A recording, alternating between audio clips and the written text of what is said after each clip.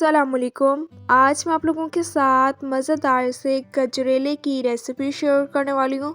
बहुत easy recipe है। इंशाल्लाह जब आप रेसिपी ट्राई करेंगे तो आपको रेसिपी बहुत पसंद आएगी। रेसिपी को आपने फुल एंड तक वॉच करना है ताकि आप भी जब रेसिपी ट्राई करें तो आपकी रेसिपी इससे भी ज़्यादा मज़ेदार से बनकर तैयार हो। तो चलें स्टार्ट करते हैं। 1 किलो दूध ले लिए, कढ़ाई में इसे ऐड कर देना है। दूध को जो है पहले से ही बॉईल कर लिया था।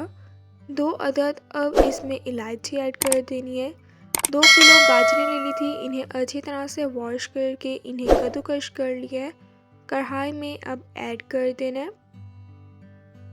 10 मिनट के लिए अब हम इसे कवर करके रख देंगे। 10 मिनट के लिए कवर करके रख दिया था। कवर अब मैं उतार लूँगी। दूध जो है वो अभी अच्छी तरह से ड्राई नहीं हुआ। 5 से 6 मिनट अब हम इसे अच्छी तरह से मिक्स कर लेंगे।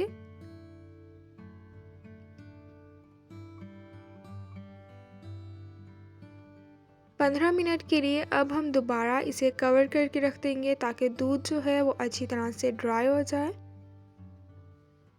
15 मिनट के लिए कवर करके रख दिया था। कवर अब मैंने उतार लिया है। दूध जो है वो बिल्कुल अच्छी तरह से ड्राई हो गया है। 2 कप अब मैं इसमें शुगर ऐड कर दूंगी। शुगर आप अपने टेस्ट के अकॉर्डिंग कम या ज़्यादा भी ऐड कर सकते हैं।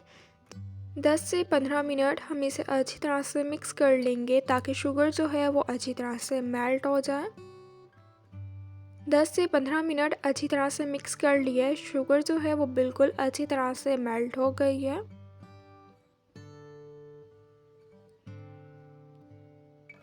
वन कप अब हम इसमें फ्रेश खोया ऐड कर देंगे।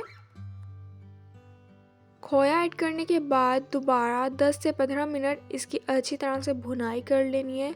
जितनी आप अच्छी गजरेले की भुनाई करेंगे इतना ही मज़े का गजरेला जो है बनकर तैयार होगा।